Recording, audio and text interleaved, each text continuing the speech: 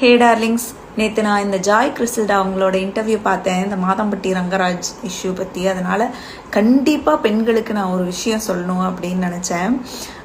அவங்க வந்து ஒரு 10 வருஷம் முன்னாடியே விஜய் படத்துக்கெல்லாம் ஸ்டைலிஸ்டாக இருந்திருக்காங்க. கூட கொஞ்சம் படங்களுக்கெல்லாம் பண்ணியிருக்காங்க. பட் நான் ஏன் விஜய் படத்தை மென்ஷன் பண்ணுறேன்னா, விஜய் எப்பயுமே ஸ்டார் இல்லையா, பெரிய ஸ்டார்.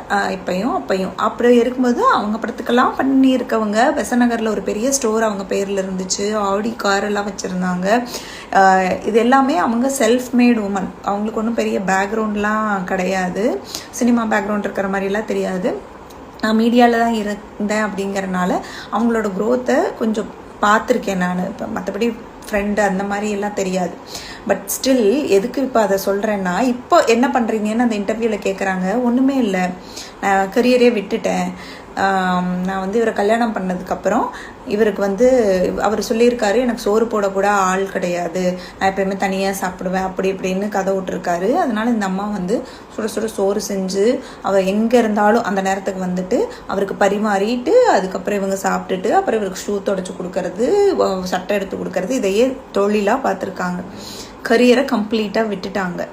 இப்போ இந்த மாதிரி ஒரு இஷ்யூவும் ஆயிடுச்சு. நான் என்ன கேட்குறேன், அம்பானி பொண்டாட்டியாகவே இருந்தாலும் அவங்க ஏதோ ஒரு விஷயத்த பண்ணிக்கிட்டு இருக்காங்க. ஆனால் நம்ம இந்த அறக்குறையாக இருக்கோம்ல, இந்த பிள்ளைங்க தான் இந்த மாதிரியெல்லாம் பண்ணிடும். அவங்க ஒரு டிவர்ஸி ஒரு இன்னொரு ரிலேஷன்ஷிப்குள்ளே போகும்போது அவங்களோட 200% கொடுக்கணும்னு நினச்சி பண்ணியிருக்காங்க. எல்லாமே ஓகே.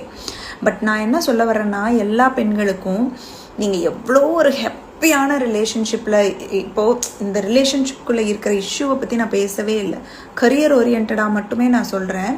நீங்கள் எவ்வளோ ஒரு ஹாப்பியான ரிலேஷன்ஷிப்பில் இருக்கீங்கனாலும் சரி, இல்லை ரொம்ப சாகியான ரிலேஷன்ஷிப்பில் இருக்கீங்க, ஃபெயிலியர் ஆகிடுச்சு, வேறு ஏதோ பிரச்சனையில் இருக்கீங்க, ஒரு டிப்ரெஷனில் இருக்கீங்க, என்னவா இருந்தாலும் கரியரை விடாதீங்க, வேலையை விடாதீங்க.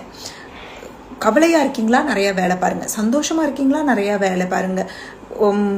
ஏன்னா நமக்கு ஃபைனலி என்ன தெரியுமா, ஏதோ ஒன்றுன்னா ரொம்ப சோகமாக இருக்குன்னா, ஒரு கடையில் போய் உட்காந்து நல்லா சாப்பிட்றோன்னா பில்லு கட்ட காசு வேணும், பெட்ரோல் போட காசு வேணும், எங்கேயோ போய் ஒரு 2 நாள் தங்கி இருந்துட்டு வரேன் அப்படின்னா அதுக்கு காசு வேணும், எதுக்காக இருந்தாலும் காசு வேணும். யாருமே அப்பா அம்மா அண்ணன் தம்பி புருஷன் புள்ள எவனுமே கடைசி வரைக்கும் நிலைக்க மாட்டான்.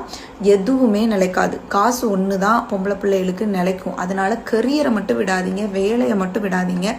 என்னவா இருந்தாலும் உங்களுக்கான ஹோல்டை வச்சுக்கிட்டு மற்ற எல்லா விஷயத்தையும் அனுபவிங்க. அது கவலையாக இருந்தாலும் சந்தோஷமாக இருந்தாலும் சரி. ஸோ கரியரை மட்டும் விடாதீங்க.